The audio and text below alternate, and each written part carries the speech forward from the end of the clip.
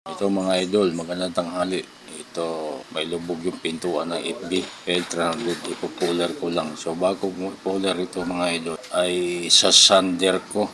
Pero hindi bato na sander ang ano nito, linagay ko. Ito ay sandpaper, liha mga idol, upang hindi kainin ng grinder yung bakal, no, para di mabawasan yung pagkanipis.